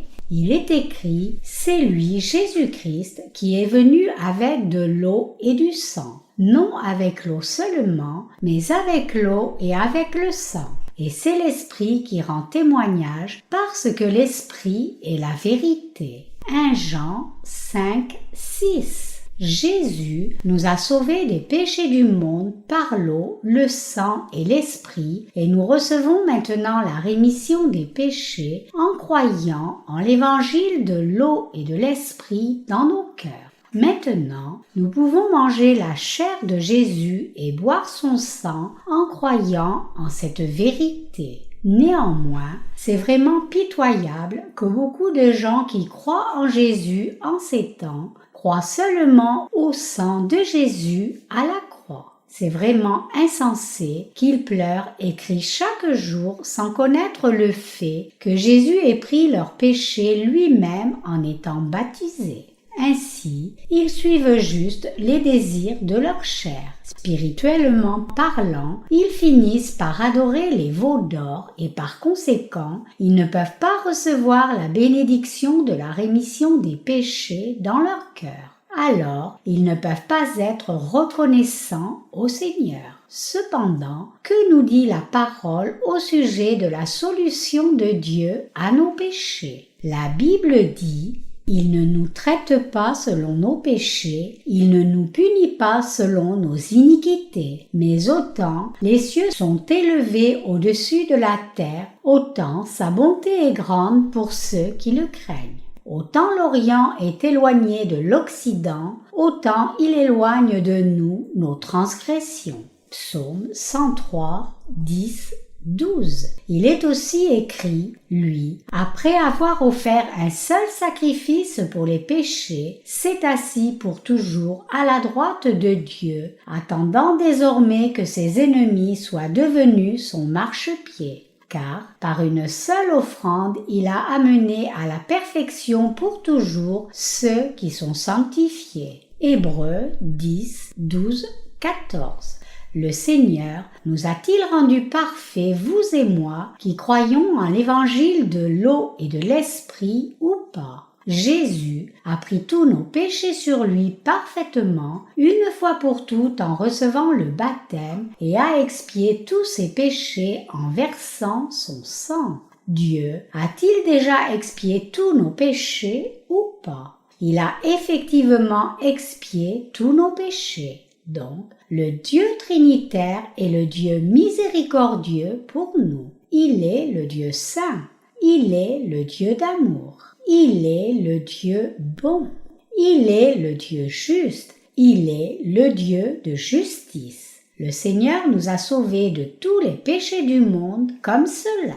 Par contre, nos péchés ne seraient pas expiés même si nous aurions cru en lui pour l'éternité, si notre Seigneur n'avait pas pris nos péchés sur lui en recevant le baptême.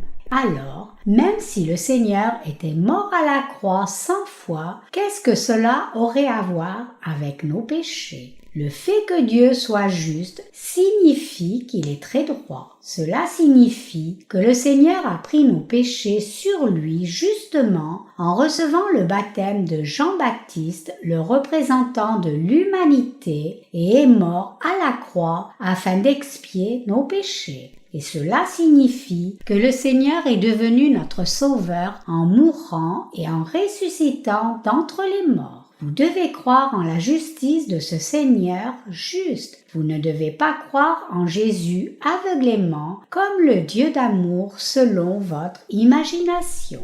Vous devez connaître l'évangile de l'eau et de l'esprit. Nous devons savoir que le Seigneur a expié tous nos péchés par l'évangile de l'eau et de l'esprit. Et vous devez croire que le Seigneur a expié tous vos péchés par l'évangile de l'eau et de l'esprit. Et vous devez être reconnaissant à Dieu par la foi. Vous et moi devons être reconnaissants en croyant que le Seigneur a expié tous nos péchés justement. Jésus-Christ, le Fils de Dieu le Père, est venu dans ce monde pour nous sauver, vous et moi, de tous nos péchés. Comment pourrions-nous alors recevoir la rémission de nos péchés si nous ne croyons pas que le Seigneur a expié tous nos péchés par l'évangile de l'eau et de l'esprit? Le Seigneur a expié tous nos péchés une fois pour toutes pour l'éternité et infiniment. Le Seigneur a pris lui-même tous nos péchés, tous les péchés que nous commettons de notre naissance à notre mort, une fois pour toutes en recevant le baptême.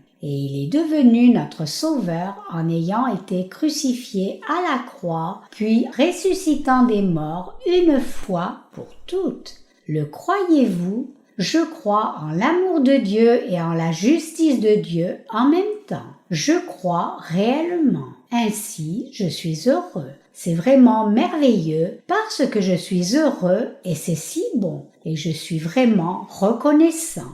Il est écrit dans la parole, c'est ce que le Saint-Esprit nous atteste aussi. Car après avoir dit, voici l'alliance que je ferai avec eux, après ces jours-là, dit le Seigneur, Je mettrai mes lois dans leur cœur et je les écrirai dans leur esprit. Hébreux 10, 15, 16. Chacun a un cœur et une pensée. Vous et moi devons avoir la parole de témoignage dans nos cœurs et dans nos pensées sur la façon dont nos péchés ont été expiés. Nous devons savoir cela dans nos cœurs.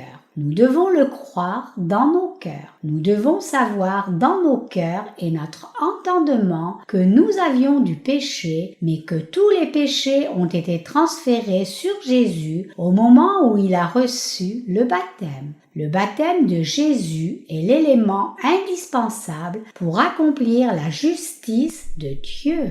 Donc, si nous ne connaissons pas la justice de Dieu, nous ne pouvons pas croire en Jésus correctement parce que nous n'aurions pas une compréhension claire de ce qu'est réellement le salut. Certaines personnes pensent que nous devrions juste croire et qu'il n'y a pas besoin de comprendre spécifiquement. Mais croire juste en Jésus aveuglément sans la connaissance qui comprend la vérité n'est pas la vraie foi. C'est effectivement une foi superstitieuse. Ce n'est pas la foi authentique.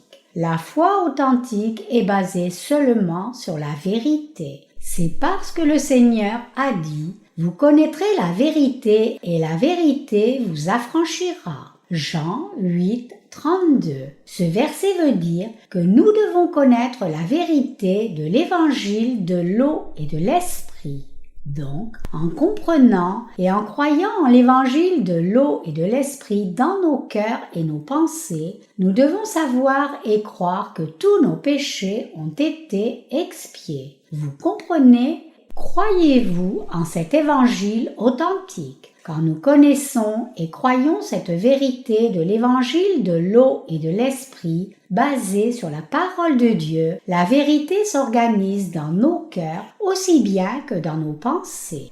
Il est écrit, il ajoute, et je ne me souviendrai plus de leurs péchés ni de leurs iniquités. Or, là où il y a pardon des péchés, il n'y a plus d'offrande pour le péché. Hébreux 10, 16, 18. Avez-vous besoin d'offrande pour expier vos péchés maintenant que Jésus-Christ a expié tous vos péchés une fois pour toutes? Non, vous n'avez plus besoin d'offrande pour le péché. Avez-vous encore du péché? Vous n'avez plus de péché. Tous les gens de ce monde n'ont pas de péché s'ils croient. Jésus a expié tous les péchés de ce monde. Cependant, les gens ont des péchés dans leur cœur parce qu'ils ne le savent pas. Les gens sont trompés par le diable. C'est la raison pour laquelle ils vivent dans l'agonie et le désespoir. Le Seigneur a expié tous nos péchés et donc nous a fait vivre dans la joie et la reconnaissance. Ainsi, nous vivons avec l'aide et les bénédictions de Dieu en priant toujours au Seigneur « Je crois au Seigneur ». Nous n'avons rien d'autre à dire que cela. Et la seule chose que nous avons à faire, c'est témoigner de l'évangile de l'eau et de l'esprit. Et une personne qui entend cet évangile authentique n'a rien d'autre à faire que d'y croire. La grâce du salut de Dieu est si grande que c'est réellement plus profond que l'océan et plus haut que le ciel. La grâce du salut du Seigneur est vraiment immense comme cela. Un vaisseau spatial russe a explosé dans le ciel et Soyoun Lee, premier astronaute de Corée, y était. Ce vaisseau spatial serait-il arrivé au bout du ciel s'il avait continué d'avancer jusqu'à la fin? Il n'y aurait pas eu de fin même si le vaisseau spatial avait avancé pour l'éternité. La grâce du salut de Dieu est plus haute que le ciel. C'est juste. Le salut du Seigneur ne serait pas raisonnable s'il avait expié les péchés de certaines personnes mais pas des autres. Le Seigneur a effectivement expié les péchés de tous les gens également par l'évangile de l'eau et de l'esprit. Le Seigneur a expié une fois pour toutes tous les péchés de la personne, même qui a remplacé Dieu par des veaux d'or comme ses dieux. Cependant, il y a des gens dont les péchés ne sont pas expiés et ce sont les gens qui ne s'attachent pas et ne croient pas en la justice du Seigneur. Le Seigneur a expié tous vos péchés, mais vous ne pouvez pas recevoir la rémission de vos péchés si vous faites Dieu menteur et dites que Dieu n'a pas expié vos péchés. Dieu jugera finalement ces gens pour leurs péchés. Ces gens qui font le Dieu d'amour et de justice menteur blasphèment contre l'Esprit de Dieu. Ce sont les gens qui blasphèment contre l'œuvre du Saint-Esprit. Chers croyants, croyez-vous en l'évangile de l'eau et de l'esprit par lequel le Seigneur nous a sauvés de tous nos péchés? Je suis certain que oui, et je crois moi aussi. Prions. Dieu, fais que l'évangile de l'eau et de l'esprit se répande à beaucoup de chrétiens dans le monde entier. Fais qu'ils connaissent et croient cet évangile authentique pour qu'ils soient aussi sauvés de tous leurs péchés. Exhortation pour vous. Lisons dans l'évangile de Jean chapitre 12 versets 20 à 26. Quelques Grecs, du nombre de ceux qui étaient montés pour adorer pendant la fête, s'adressèrent à Philippe de Bethsaïda en Galilée et lui dirent avec insistance: « Seigneur, nous voudrions voir Jésus. » Philippe alla le dire à André, puis André et Philippe le dirent à Jésus. Jésus leur répondit: « L'heure est venue où le Fils de l'homme doit être glorifié. En vérité, je vous le dis, si le grain de blé qui est tombé en terre ne meurt, il reste seul.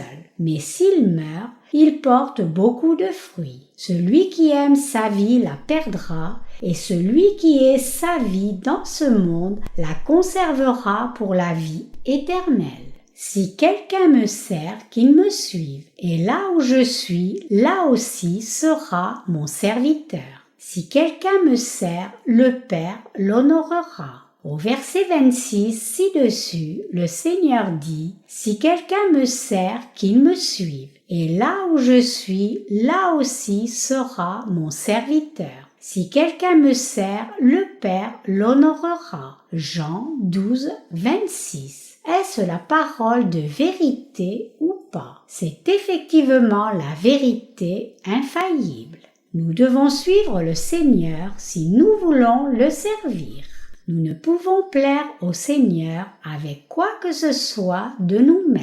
Pour plaire au Seigneur, nous devons faire les choses que le Seigneur veut que nous fassions. Nous devons suivre les choses que le Seigneur veut que nous suivions. C'est alors seulement que nous pouvons servir le Seigneur. Le Seigneur a dit juste avant sa mort à la croix: « Où je suis, là aussi sera mon serviteur. » Cela signifie que si le Seigneur est au ciel, nous devons aussi être au ciel.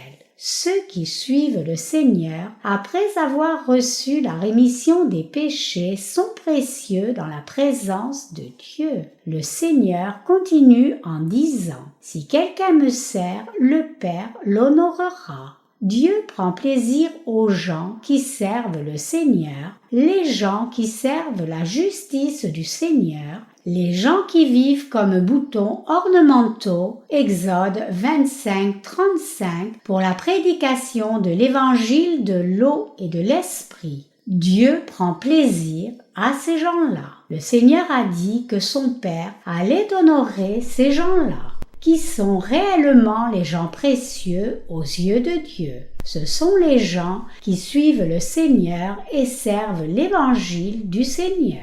Si vous voulez réellement recevoir l'amour du Seigneur, alors suivez le Seigneur. Pour ce faire, faites l'œuvre qui plaît au Seigneur à travers l'Église de Dieu. Alors vous serez honorés par le Seigneur. Être honoré signifie être aimé par le Seigneur, être béni par le Seigneur et avoir les soins du Seigneur. Cela signifie tout ce qui est positif. Donc, vous et moi qui suivons le Seigneur sommes tous précieux. Le Seigneur a dit, en vérité, je vous le dis, si le grain de blé qui est tombé en terre ne meurt, il reste seul. Mais s'il meurt, il porte beaucoup de fruits. Jean 12, 24. Le Seigneur dit cela peu de temps avant sa mort à la croix, et cette parole se rapporte au fait qu'il va aller à la croix et être crucifié parce que lui, le Seigneur, a pris tous les péchés du monde sur lui par son baptême. Il dit qu'il allait produire beaucoup de fruits en se sacrifiant lui-même. Et notre Seigneur a vraiment accompli cette parole de promesse que Dieu le Père avait promise à Abraham. En se sacrifiant lui-même, Jésus a accompli entièrement cette parole de promesse que Dieu avait faite à Abraham, que ses descendants seraient aussi nombreux que les étoiles du ciel. Genèse 22, 17. Jésus l'a accompli en obéissant à la volonté de son Père. Vraiment, Dieu a multiplié les descendants spirituels d'Abraham par sa justice que le Seigneur Jésus a accomplie. Le Seigneur a donné cette parole ici pour vous et moi qui vivons en cette époque. Si nous servons la justice du Seigneur et la suivons par la foi, nous recevrons les bénédictions abondantes de Dieu. Rien ne peut sembler aller bien, mais tout finit bien. Après avoir rencontré la justice du Seigneur et l'avoir suivi jusqu'à maintenant, tout ce que j'ai voulu dans mon cœur s'est accompli. Il y a eu beaucoup de fois où j'ai vraiment voulu dans mon cœur faire quelque chose pour la prédication de la justice du Seigneur et le Seigneur a tout accordé. C'est comme cela quand nous servons et suivons la justice du Seigneur. Le Seigneur nous aide quand nous servons l'évangile de l'eau et de l'esprit. Vous pensez, nous avons tellement servi l'évangile jusqu'à maintenant que notre langue pend de notre bouche, mais le pasteur doit dire que nous devons travailler encore plus puisqu'il dit que plus de fruits sera produit à l'avenir. C'est le point qu'il souligne aujourd'hui. Je sais ce qu'il va dire ensuite. Vous pensez cela, n'est-ce pas? C'est correct. Nous avons servi le Seigneur diligemment dans des circonstances difficiles. Même quand nous sommes épuisés, nous avons continué de prier le Seigneur et le servir fidèlement. Et nous continuerons de servir le Seigneur comme cela à l'avenir aussi. Alors le Seigneur nous aidera tout comme il nous a aidés jusqu'à maintenant. Le Seigneur fait tout bien. Il nous donnera même encore davantage. Les scientifiques nous disent que le niveau de l'eau de l'océan va monter de 6 mètres si le glacier entier du pôle Nord fond. Et ils disent que 1/3 a déjà fondu. Il ne reste que 2/3 et ils disent qu'il va fondre encore plus vite parce qu'il va fondre à un rythme plus avancé qu'auparavant. Les scientifiques ont imaginé que cela prendrait environ 30 à 50 ans pour que le glacier entier fonde complètement, mais tout à coup, ils ont corrigé cette estimation et l'ont réduit à 20 à 30 ans environ. Mais ils sont encore plus perturbés maintenant et disent que cela pourrait arriver même plus tôt que cela. Mais en dépit de cet avertissement, les gens de ce monde se marient, mangent et boivent et continuent de vivre contents comme les Écritures nous le disent. Le Seigneur nous a dit dans les Écritures que le jour de la destruction viendra soudainement sur nous comme au jour de Noé. Mais les gens ne s'intéressent pas à ces choses. Néanmoins, nous devons juste prêcher et témoigner de cet évangile un peu plus longtemps. Nous sommes les derniers ouvriers qui travaillons comme les boutons ornementaux, Exode 25, 34, pour l'œuvre de prédication de l'Évangile dans ce monde. Dans les jours à venir, il y aura beaucoup de descendants d'Abraham qui se lèveront dans le monde entier en entendant cet évangile de l'eau et de l'esprit que nous prêchons et témoignons. Donc, beaucoup de gens vont revenir comme enfants du Seigneur dans les derniers jours. Vous êtes épuisés, n'est-ce pas? Puisque vos corps physiques sont si épuisés d'avoir servi l'Évangile, je pense parfois que je devrais apprendre la médecine traditionnelle coréenne pour que nous puissions tous être soignés par des médicaments et remèdes végétaux. J'ai beaucoup souffert d'un ulcère, donc j'ai dû prendre des médicaments depuis 10 ans maintenant. Je n'ai pas guéri en prenant ces médicaments prescrits par l'hôpital et il semble que je mâche du sable quand je prends un repas. C'est désagréable quand je mange quelque chose et je me sens faible aussi.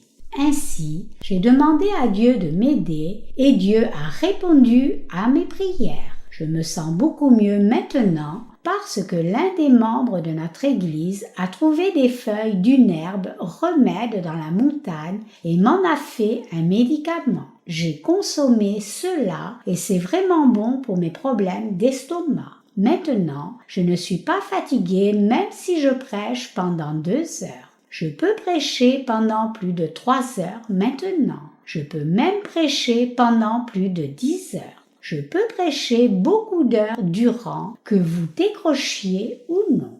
Quand il semble y avoir un problème physique chez nous, Dieu nous donne toujours le médicament le plus approprié. Dieu n'a pas ignoré nos problèmes physiques. Voici le ministre An-Lim Lee, et ce ministre An-Lim Lee avait des problèmes d'indigestion et ne pouvait même pas bien manger et c'est arrivé au point qu'il ne pouvait même pas faire l'œuvre de Dieu. Mais maintenant, après avoir pris ce médicament d'herbe, le ministre Lee va bien mieux et peut aussi bien faire l'œuvre de Dieu. Nos ancêtres ont utilisé la médecine des herbes pendant longtemps, mais les gens de nos jours l'ont ignoré et ne l'utilisent plus. Cependant, après avoir pris ce médicament, j'ai pu bien digérer la nourriture et j'ai repris des forces et je suis aussi plus fin de la taille parce que j'ai perdu beaucoup de gras du ventre. Ceux qui sont un peu gras parmi vous,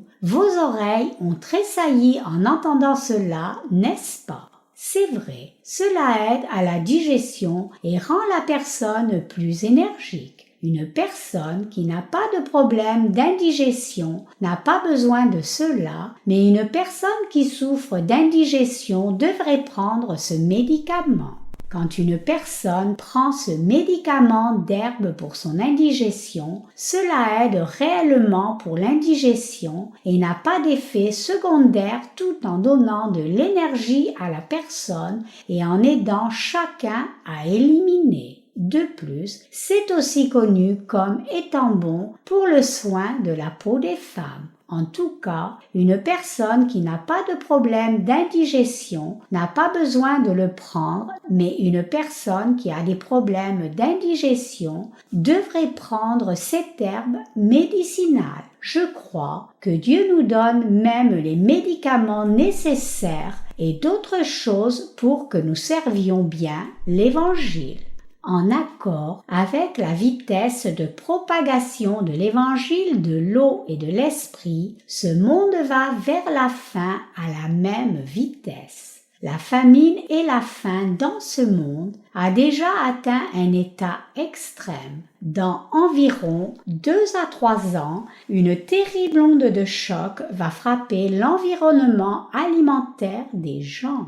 La période du cheval noir est en force maintenant. Il y aura des calamités irréversibles sur la terre quand la période du cheval pâle arrivera. À ce moment-là, être vivant sera comme l'enfer. Quand ce temps arrivera, les catastrophes naturelles seront dévastatrices et un dictateur majeur apparaîtra avec une autorité absolue. Actuellement, nous sommes dans la période de famine. Comme c'est marqué dans les Écritures, c'est la période où une poignée de grains est très chère. Ce temps est déjà là. Beaucoup de facteurs vont travailler en conjonction pour faire que la fin du monde vienne soudainement. Il n'y aura pas de nourriture, le niveau de la mer va monter, des tempêtes dévastatrices vont faire rage dans le monde entier, des tremblements de terre et autres catastrophes naturelles arriveront plus fréquemment et des épidémies non identifiées abonderont. Les catastrophes naturelles arriveront comme la lumière du soleil qui deviendra soit trop forte, soit trop faible. Alors, les cœurs des gens du monde deviendront vicieux et sales. Beaucoup de cas de meurtre arriveront chaque jour. Quand cela arrivera, combien de temps une personne pourra-t-elle vivre dans ce monde? Comment vivre ou échapper? La destruction du monde viendra comme cela. Comme au temps de Noé, la destruction viendra soudainement. Noé a fait l'arche comme Dieu l'a ordonné et ensuite est entré dans l'arche juste avant que le déluge ne commence vraiment, mais le soleil s'est levé et s'est couché pareillement chaque jour, même jusqu'au jour du dernier jour du déluge. Enfin, quand ce jour de destruction est venu, Dieu a dit à Noé d'entrer dans l'arche d'abord, puis tous les animaux par paire, puis Dieu a fermé la porte de l'arche. Quand la porte s'est fermée, le tonnerre et les éclairs ont commencé et la pluie est tombée soudainement et il a plu comme cela pendant 40 jours. En dehors des choses vivantes dans l'arche de Noé, Dieu a détruit toute créature vivante en dehors de l'arche sans exception. La destruction du monde entier viendra sur cette terre comme cela dans un futur proche, mais cette fois avec du feu.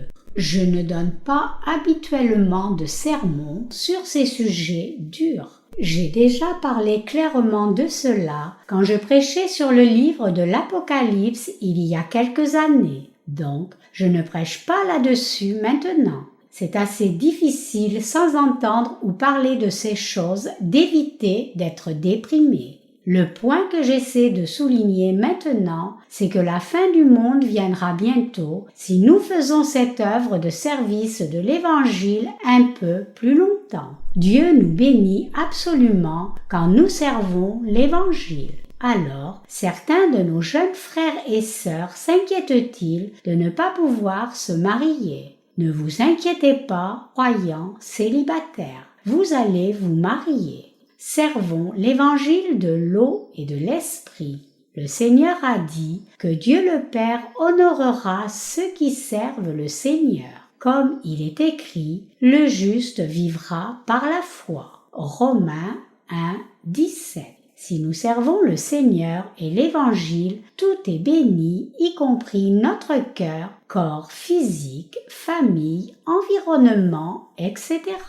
Cependant, même si quelqu'un est né de nouveau et si la personne ne sert pas le Seigneur, elle mourra certainement. Ce n'est pas quelque chose qui vient de mes propres pensées. Le Seigneur a dit qu'il serait avec la personne qui le sert fidèlement. Le Seigneur a dit que le Père honorerait une telle personne qui sert le Seigneur. Ainsi, nous voulons vivre la vie qui sert le Seigneur. Comprenez-vous bien cela? Je rends grâce à Dieu. Alléluia!